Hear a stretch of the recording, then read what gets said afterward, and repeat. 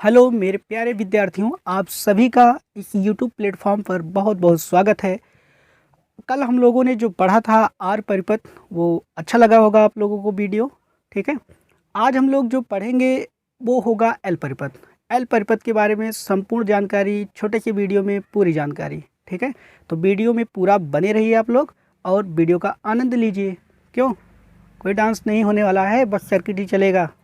Okay, चलो देखो, यहाँ पढ़ना है हमें क्या, एल परिपथ ना। तो एल परिपथ क्या होता है, एक ऐसा परिपथ जिसमें केवल क्या हो, शुद्ध प्रेरकत्व हो, या कह सकते हैं एक ऐसा परिपथ जिसमें क्या लगी हो, केवल कुंडली। ठीक है, या स्वप्रेरकत्व। तो ऐसे परिपथ को हम लोग क्या बोलते हैं, एल परिपथ बोलते हैं, या शुद्ध प्रेरकत्व वाला परिपथ भी कह सकते हैं। तो इस परिपथ को पहले देखते हैं क्या है। क्यों, आज ये परिपथ नंबर 2 है हमारा। कल एक परिपथ आपको पढ़ाया गया था, उसका रिवीजन आप लोग कर लिए होंगे, मुझे लग रहा है। ठीक है, चलो अब यहाँ पे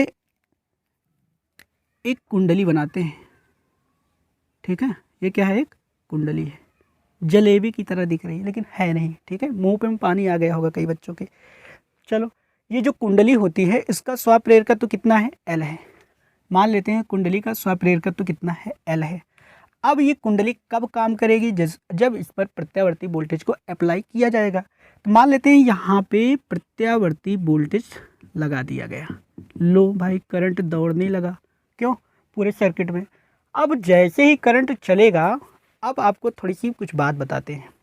जब सर्किट में करंट प्रवाहित होना प्रारंभ हो जाएगा, या कह सकते हैं वोल्टेज जैसे ही लगाओगे प्रत्यावर्ती वोल्टेज, तो जो प्रत्यावर्ती वोल्टेज होता है वो थोड़ा नागिन डांस करता है। क्या करता है, नागिन डांस। वो कैसे होता है नागिन डांस, अब देखो कुछ ऐसे होता है ना, ऐसे ऐसे ऐसे, ये तो है। ये पॉजिटिव, एक बार निगेटिव, फिर पॉजिटिव, फिर निगेटिव, ऐसे चलता है डांस, कुछ ऐसे ऐसे होता है।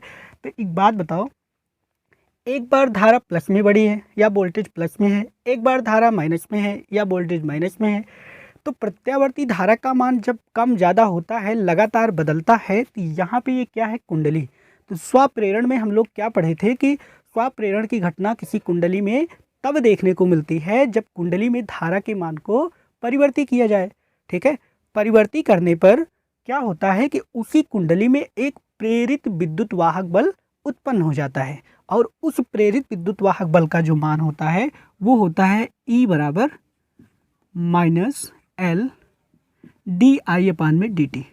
यानी इसमें जब वोल्टेज लगाएंगे तो वोल्टेज के मान को जब कम ज़्यादा होगा, यानी प्रत्यावर्ती वोल्टेज तो हमेशा घटता बढ़ता रहता है, एक बार प्लस में ज़्यादा होता है, एक बार माइनस में ज़्यादा होता है, ये आप लोग देख ही रहे हैं, इससे पहले भी पढ़ चुके हैं ना।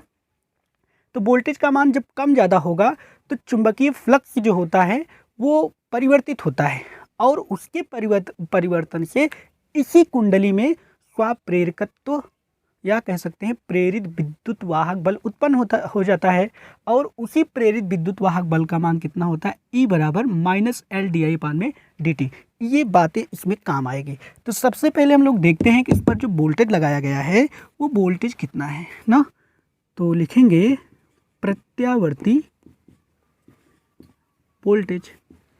क्यों, प्रत्यावर्ती वोल्टेज, अल्टरनेटिंग वोल्टेज ना। तो यहाँ पे जो वोल्टेज लगाया गया है वो वोल्टेज कितना है, देखो वोल्टेज है V बराबर V not sine omega T. इसको क्या करते हैं, इक्वेशन नंबर फर्स्ट बना लेते हैं। अब देखो, आप लोगों से कल भी बात हुई थी ना वीडियो के माध्यम से, कि जब भी वोल्टेज हमें मिल जाए तो मेन टारगेट हमारा परिपथ में क्या रहेगा, धारा को निकालना। तो धारा कैसे निकलेगी, अभी आप लोगों से बात हुई थी कि E बराबर क्या होता है, माइनस एल डी आई अपान में डी टी। ये कब आता है, जब धारा के मान में परिवर्तन होता है किसी कुंडली में, तो चुंबकीय फ्लक्स में भी क्या हो जाता है, परिवर्तन। और चुंबकीय फ्लक्स में जैसे ही परिवर्तन होता है, स्वयं उसी कुंडली में एक प्रेरित विद्युत वाहक बल उत्पन्न होता है, और उसी प्रेरित विद्युत वाहक बल की सहायता से हम लोग क्या करेंगे, निकालेंगे धारा। अब देखो जरा यहाँ पे, तो इसको हम लोग लिखेंगे तो क्या, देखो,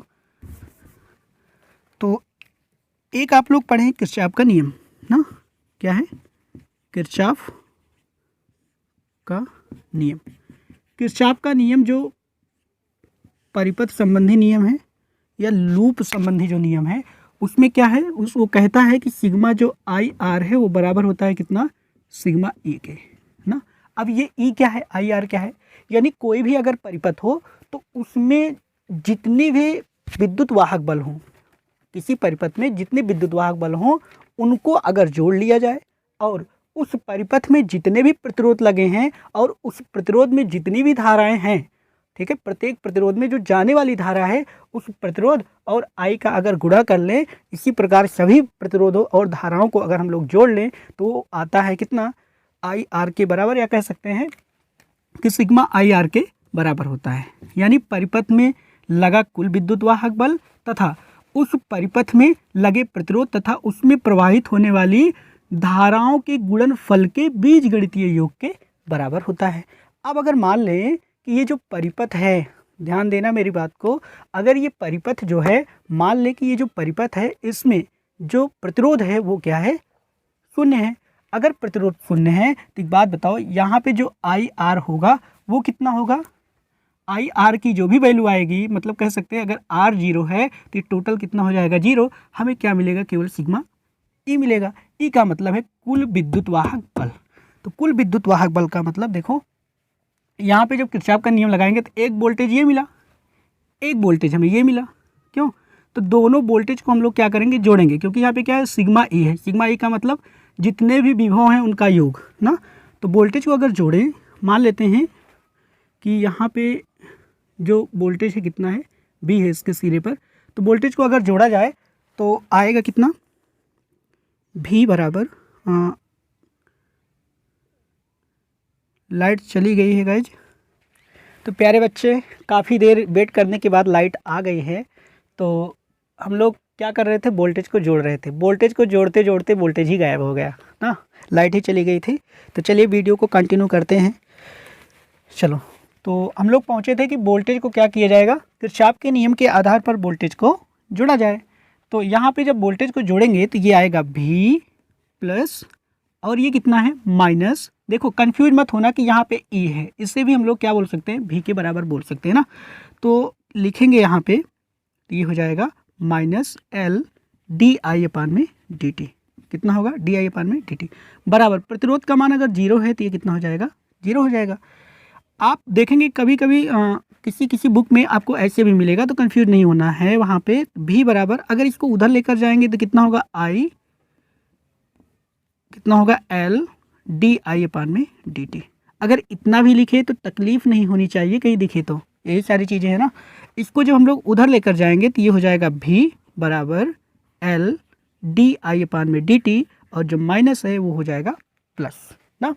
अब यहाँ पे क्या करेंगे, जो वोल्टेज की वैल्यू है उसको यहाँ पे रखेंगे, लेकिन रखने के पहले थोड़ा सा समीकरण को और अच्छा बना लिया जाए, क्योंकि हमें निकालना क्या है, डी आई का मान। तो डी आई की वैल्यू को जब निकालेंगे तो ये हो जाएगा भी डी टी हो जाएगा, और एल कहाँ चला जाएगा, बटे में। अब अगर भी का मान यहाँ पे रखें तो भी बराबर है कितना, लिखेंगे V naught sine omega t, और अपान में कितना हो जाएगा, एल हो जाएगा। डी आई बराबर V naught L, V naught अपान में एल साइन ओमेगा टी हो जाएगा।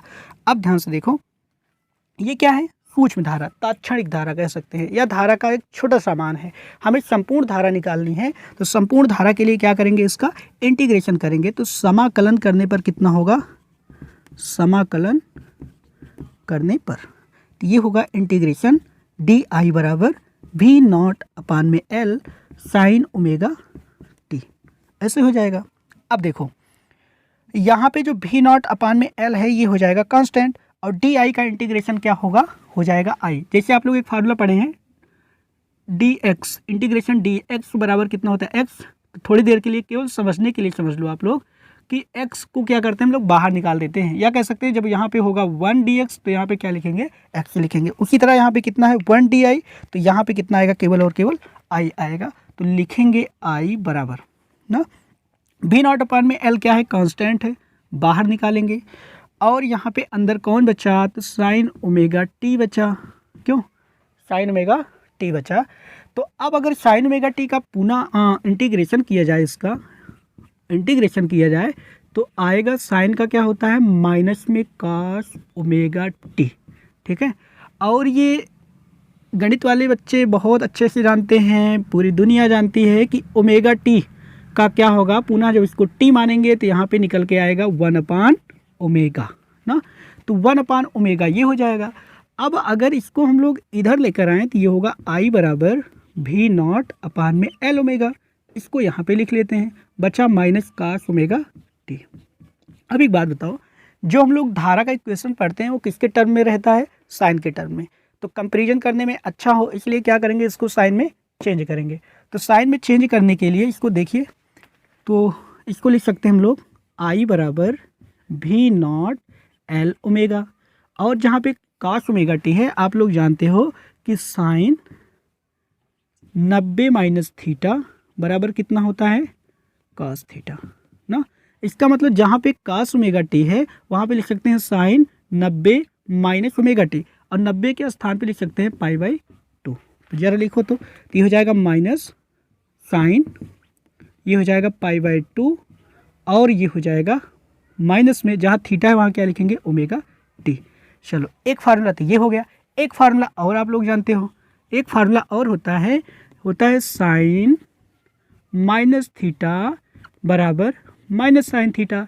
ये किस चतुर्थांश में है? तो ये है चतुर्थांश नंबर 4 में। ये किस में आता है? तो ये आता है फर्स्ट में। ठीक है, तो देखो यहाँ पे जो ये माइनस है, जब इस माइनस को हम लोग अंदर लेकर जाएंगे तो ये जो माइनस है प्लस हो जाएगा, जो प्लस है माइनस हो जाएगा। तो इसको आगे पीछे लिखते हैं, तो I बराबर होगा V0/L ओमेगा।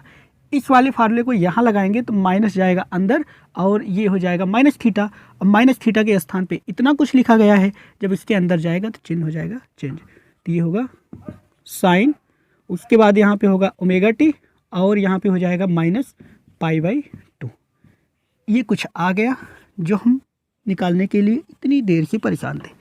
अब एक बात बताओ, यहाँ पे क्या है? V0/L ओमेगा, यानी देखें तो ये है कितना? I बराबर होता है V/R। तो अगर इससे कंपेरिजन करें तो देखें तो ये क्या है? V0 है, ये क्या है? L ओमेगा है, यानी ये कहीं ना कहीं क्या है? I0, या कह सकते हैं धारा के अधिकतम मान के लिए इसका मान कितना हो जाएगा? 1। और जब ये इतना 1 हो जाएगा तो हमारे पास बचेगा V0/L ओमेगा, और V0/L ओमेगा I0 के क्या होगा? बराबर। तो ये हो जाएगा V0/L ओमेगा। इसे क्या बोलते हैं? धारा का शिखर मान, धारा का शिखर मान। उसके बाद यहाँ पे जो L ओमेगा है ये क्या है? इसे बोलते हैं प्रेरण प्रतिघात, प्रेरण प्रतिघात बोलते हैं। और एक बात, इस प्रेरण प्रतिघात को दिखाते किससे हैं? तो XL से डिनोट करते हैं। ठीक है, प्रेरण प्रतिघात को किससे दिखाते हैं? XL से डिनोट करते हैं। जैसे आप लोगों ने याद होगा इसके पहले वाले वीडियो में हम लोग बात किए थे प्रतिबाधा की ना, तो जो R परिपथ होता है उसमें जो प्रतिबाधा आती है वो कितना होती है? R, यानी धारा के मान में जो रुकावट करता है। उसी तरह यहाँ पे देखो R के स्थान पे क्या आ रहा है? L omega. इसका मतलब जो L परिपथ होता है उसमें धारा के मान में रुकावट करने वाला कौन है? L ओमेगा है। इसलिए ये एक प्रकार का प्रतिरोध ही है, लेकिन प्रतिरोध नहीं बोलते यहाँ पे, तो क्या बोलेंगे यहाँ पे? प्रेरण प्रतिघात। और इसको दिखाएंगे किससे? XL से। तो यानी लिख सकते हैं XL बराबर कितना? L omega. और अच्छे खासा इसको लिखा जाए तो ये हो जाएगा L × 2πF हो जाता है। F क्या है? प्रत्यावर्ती धारा की आवृत्ति है। तो इन सारी चीज़ों को दिमाग में एकदम फीड करके रखो, सब न्यूमेरिकल में काम आएगा। ठीक है, अब एक बात बताओ हमें, L ओमेगा बराबर V0/L ओमेगा, I0 बराबर कितना है? V0/L omega. इसका मतलब जहाँ पे V0/L ओमेगा है वहाँ पे कितना रखेंगे? I0। जब I0 रखेंगे देखो कितना आएगा? I0 जब यहाँ पे रखेंगे तो I बराबर आएगा I0 और हो जाएगा साइन ओमेगा टी माइनस π/2। इतना हो गया। अब इसको ज़रा ध्यान से देखो आप लोग, यहाँ क्या है? I0 ना, ये क्या है? Omega T minus π/2। ये वोल्टेज, ये वोल्टेज, ये वोल्टेज और ये धारा, दोनों को ध्यान से देखिए और निकालते हैं कलांतर।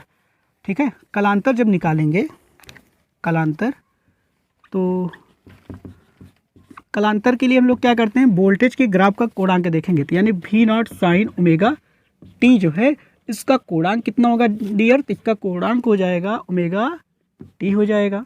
और यहाँ पे अगर धारा जो लिखी गई है इसका कोणांक देखें तो I naught sine omega T minus pi by two ना, इसका कोणांक क्या है, यही है जो दिख रहा है omega T minus pi by to. क्यों, समझ में आ रहा है इतना। अब देखो यहाँ निकालना है कलांतर, तो कलांतर निकालेंगे तो ये ज़्यादा ये कम, घटाइए ज़रा, तो कलांतर बराबर कितना होगा, कलांतर हो जाएगा कितना, ओमेगा टी माइनस, यहाँ पे लिखेंगे omega T minus pi by to. ठीक है, इतना हुआ। अब जब माइनस अंदर जाएगा तो ये हो जाएगा प्लस, ये हो जाएगा माइनस, ये वाला इससे कैंसिल हो जाएगा, आएगा कितना, पाई बाई टू। इसका मतलब कलांतर कितना आया, पाई बाई टू। आप कह सकते हैं, देखना ध्यान से, यहाँ पे वोल्टेज में ओमेगा टी, यहाँ पे omega T minus pi by to. इसका मतलब इसकी जो कला है, इसकी जो कला है, इसके कला में माइनस पाई बाई टू की क्या है, कमी है। मतलब इसका कलांतर इस वाले से माइनस पाई बाई टू कम है। तो जिसका कलांतर कम रहता है उसको हम लोग क्या बोलते हैं, पश्चगामी। यानी यहाँ बोल सकते हैं कि जो धारा है वोल्टेज से पाई बाई टू कलांतर पश्चगामी है, क्या है, पश्चगामी है। ठीक है, पाई बाई टू कलांतर क्या है, पश्चगामी है ना। अब देखो इसके बाद हम लोग क्या करते हैं कि बनाते हैं फेजर डायग्राम ना। तो फेजर डायग्राम अगर देखें, मतलब कलांतर ग्राफ देखें तो कितना होगा, देखो ज़रा ध्यान से। फेजर ग्राफ अगर बनाना है तो हम लोग क्या करते हैं, पहले कुछ ऐसे डिज़ाइन बनाते हैं। क्यों, अब देखो यहाँ पे वोल्टेज दिख रहा है ना, वोल्टेज का कितना है, ओमेगा टी। तो यहाँ पे कुछ ऐसे बनाएंगे, ये कितना हो गया, ओमेगा टी हो गया, इसको बोलेंगे ओमेगा टी ना। ये है वोल्टेज का शिखर मान, और ये डिनोट करेगा किसको, वोल्टेज को। ये किसको डिनोट करेगा भाई, वोल्टेज को ना, ये हो जाएगा भी। उसके बाद ये जो देखो यहाँ पे जो धारा है ना, धारा क्या है, माइनस पाई बाई टू क्या है, पश्चगामी है। यानी वोल्टेज से माइनस पाई बाई टू क्या है, कम है। तो अगर ये माइनस पाई बाई टू कम है वोल्टेज से, देखिए ज़रा यहाँ पर ही देख लीजिए, ओमेगा टी कितना है, माइनस पाई बाई टू। इसका मतलब वोल्टेज से माइनस पाई बाई टू क्या है, कम है। तो अगर वोल्टेज से माइनस पाई बाई टू कम है तो हम लोग जब धारा के लिए ग्राफ बनाएंगे तो ग्राफ कुछ ऐसे बनेगा, देखो ऐसे। ठीक है, ये क्या है, माइनस पाई बाई टू कम है, किससे, वोल्टेज के कलांतर से ना। तो ये हो जाएगा धारा। लेकिन एक बात का आप लोग ध्यान रखोगे कि ये जो होगा ये वोल्टेज से कम ही होगा ना। क्यों कम होगा, पिछले वीडियो में बात हुई थी, यहाँ पर भी देख लीजिए। यहाँ पे देखो, यहाँ देखो जो वोल्टेज है इसमें किसी चीज़ से भाग किया गया है क्या, नहीं किया गया। लेकिन यहाँ पे जरा देखो, कहाँ गया, ये है। तो यहाँ पे देखो एल ओमेगा जो है यहाँ पे डिवाइड किया गया है, किससे, भी नाट को एल ओमेगा से डिवाइड किया गया है। तो आई नाट की वैल्यू भी से क्या होगी, कम ही होगी, या कह सकते हैं भी नॉट से कम होगी। यानी जो होता है कौन, भी नॉट, या जो भी होता है वो हमेशा क्या होता है, धारा से बड़ा होता है। ठीक है, धारा से बड़ा होता है। तो धारा से बड़ा होता है वोल्टेज, इसलिए हम लोग इसको ऐसे दिखाएंगे। अब अगर देखें ग्राफ किसके बीच, ग्राफ में देखना है वोल्टेज व धारा का समय के सापेक्ष अगर देखें, समय के सापेक्ष ग्राफ अगर देखें तो क्या आएगा, देखो ज़रा, कुछ ऐसे करेंगे ये। ठीक है, तो ग्राफ बनाने के लिए सबसे पहले क्या करते हैं, वोल्टेज का ग्राफ हम लोग बना लेंगे। तो वोल्टेज का ग्राफ क्या है, ये क्या है, वोल्टेज का ग्राफ है। ये किसके लिए है, तो भी बराबर भी नॉट साइन ओमेगा टी है ना। ये क्या है, वोल्टेज का शिखर मान है, इसको बोलेंगे भी नॉट। ये प्लस में ऊपर की तरफ बढ़ेगा और इधर माइनस में बढ़ेगा। ये लाइन थोड़ा टेढ़ी हो गई है, ये माइनस में नीचे की तरफ क्या होगा, माइनस में बढ़ेगा। तो ये भी क्या है, धारा का शिखर मान है, लेकिन माइनस में है ना। यहाँ माइनस में बढ़ा है, यहाँ प्लस में बढ़ा है। अब एक बात बताओ, हमें दिखाना है किसको, धारा को। तो धारा को अगर ग्राफ में दिखाएंगे तो जो धारा होती है वो क्या है, माइनस पाई बाई टू क्या है, या कह सकते हैं पाई बाई टू कलांतर वोल्टेज से पीछे है। तो इसका मतलब क्या है, जरा देखो यहाँ से दिमाग लगाना। अगर लिखें t बराबर 0, आपको थोड़ा सा फील दिलाते हैं कैसे आता है कि ग्राफ कहाँ से स्टार्ट होता है ना। अगर लिखें t बराबर 0 तो यहाँ पे हम लोग रखेंगे कितना, 0। तो जब यहाँ पे 0 रखेंगे तो ये टोटल मान कितना आएगा 0, यानी कह सकते हैं V0 साइन, यहाँ t की वैल्यू 0 होगी, टोटल 0 होगा तो ये हो जाएगा 0। साइन 0 का मान कितना होता है 0, 0 का गुणा करेंगे कितना आएगा 0 हो जाएगा। उसी तरह अगर इसमें हम लोग कुछ मान रखें तो ये कितना होगा I0, और यहाँ पे जब 0 रखेंगे तो यहाँ बचेगा साइन और माइनस में π/2। अभी एक फार्मूला बताए थे आप लोगों को कि माइनस, ये देखो कि जो माइनस π/2 होता है वो माइनस साइन थीटा के क्या होता है बराबर होता है। तो इसका मतलब यहाँ पे आएगा मान रखने पर तो ये हो जाएगा I0, यहाँ पे होगा माइनस साइन π/2, अब π/2 का मान कितना होता है 1 होता है ना, तो ये हो जाएगा I0 इंटू कितना हो जाएगा माइनस में 1, यानी हो जाएगा I0 माइनस में। तो जो I0 का मान है वो माइनस में बढ़ेगा किधर, नीचे की तरफ, या कह सकते हैं जो धारा होगी वो नीचे की तरफ क्या होगी बढ़ेगी, माइनस में चलेगी। यानी जब वोल्टेज क्या होगा 0 होगा तो धारा क्या होगी अधिकतम होगी। यही दिमाग लगा के आप ग्राफ बना सकते हो, गलत भी नहीं होगा। देखो जब वोल्टेज क्या होगा 0 होगा तो धारा अधिकतम होगी, लेकिन किधर माइनस में या प्लस में, तो कहेंगे माइनस में। तो धारा जो होगी माइनस में, देखो यहाँ मान लेते हैं क्योंकि ग्राफ थोड़ा सा छोटा रहता है ना, इसलिए हम लोग मानते हैं कि यहाँ पे पहुँचेगा ना। ये क्या है धारा के लिए, जब ये 0 होगा वोल्टेज तो धारा क्या होगी अधिकतम होगी, और जब वोल्टेज अधिकतम यानी 1 पर जाएगा तो धारा क्या हो जाएगी 0 पर पहुंच जाएगी, या कह सकते हैं 0 हो जाएगा।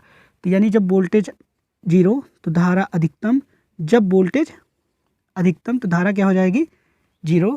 उसके बाद जब ये वोल्टेज क्या हो जाएगा 0 तो धारा क्या हो जाएगी, कह सकते हैं माइनस की तरफ बढ़ेगी ना। यानी ग्राफ को बनाए कुछ ऐसे बनेगा ये ग्राफ, ऐसे, ठीक है। एक मिनट भाई रुक जाना, ये कितना होगा देखो ध्यान से, ये जब क्या होगा 0 तो ये हो जाएगा कितना 0 हो जाएगा। उसके बाद जब ये पहुंचेगा किधर अधिकतम पे तो ये हो जाएगा 0 ना। उसके बाद जब ये पहुंचेगा कितना न्यूनतम, ये कितना होगा 0 हो जाएगा, तो ये क्या हो जाएगा अधिकतम हो जाएगा ना। उसके बाद जब ये कितना हो जाएगा माइनस में बढ़ेगा नीचे की तरफ तो ये हो जाएगा कितना 0। तो यानी ग्राफ कुछ ऐसे चलेगा, ऐसे, ठीक है। ये ऐसे ग्राफ कुछ आगे बढ़ेगा। तो इसको हम लोग क्या बोलते हैं, वोल्टेज व धारा के मध्य ग्राफ है। किसके मध्य ग्राफ है, वोल्टेज व धारा के मध्य ग्राफ है ना। तो इसको आप लोग अच्छे से देखो और समझो। और एक बात, अगर आप जैसे ग्राफ बनाना चाहते हैं किनके बीच, अभी जैसे हम लोग बनाए थे पिछले वाले वीडियो में आर और किसके बीच, फ्रिक्वेंसी के बीच, उसी तरह अगर यहाँ पे ग्राफ बनाए फ्रिक्वेंसी लेकर के, और कह सकते हैं यहाँ पे जो एक्सएल है ना, अगर इन दोनों के बीच अगर ग्राफ बनाए तो वो ग्राफ कैसे होगा, देखो ग्राफ कैसे होगा। यहाँ पे क्या है फ्रिक्वेंसी यानी आवृत्ति को यहाँ लिखते हैं, और जो एक्सएल है उसको कहाँ पे लिखेंगे, यहाँ पे ना। अगर फ्रिक्वेंसी के मान को हम लोग बढ़ाएं ना, देखना ध्यान से, इसको लिखेंगे एक्सएल। अगर इन सभी चीज़ को कांस्टेंट कर दें तो हमारे पास बचेगा कितना एफ। यानी एक्सएल को जैसे जैसे हम लोग क्या करेंगे, जैसे जैसे फ्रिक्वेंसी को बढ़ाएंगे वैसे एक्सएल का मान क्या होगा बढ़ेगा। 2 रखेंगे तो इसका मान 2, 3 रखेंगे तो इसका मान 3, या 4 रखेंगे तो इसका मान 4। यानी जैसे जैसे आप क्या बढ़ाओगे फ्रिक्वेंसी, वैसे वैसे क्या होगा इसका वोल्टेज भी बढ़ता जाएगा। तो कह सकते हैं कि जो ग्राफ आएगा इसके बीच, जैसे जैसे आप इसको बढ़ाओगे, यहाँ 2 रखोगे तो इसका मान भी 2, यहाँ 3 रखोगे तो इसका मान भी 3, ठीक है, यहाँ 4 रखोगे तो इसका मान भी कितना आएगा 4। तो इसका मतलब ये कुछ ग्राफ ऐसे बनेगा, ठीक है। ये किसका ग्राफ है, ये एक्सएल का ग्राफ है, ठीक। ये इसको अच्छी तरह से एक बार और आप लोग रिवाइज कर लो, इसका एक बार स्क्रीनशॉट भी कर लो, ठीक है। चलिए, तो इसके बाद हम लोग कौन सा सर्किट करने वाले हैं, तो इसके बाद हमारे पास परिपथ होगा सी परिपथ। तो जैसे इस परिपथ का पूरा ऑपरेशन हुआ वैसे उसका भी ऑपरेशन होगा, लेकिन इस वीडियो के बाद। तो मिलते हैं वीडियो के अगले पार्ट में। और हाँ, जो मेरे प्यारे स्टूडेंट नए हैं चैनल पे, चैनल को सब्सक्राइब करना और वीडियो को वहाँ तक शेयर करना जहाँ तक ज़रूरत है। तो मिलते हैं अगले वीडियो में, तब तक के लिए जय हिंद।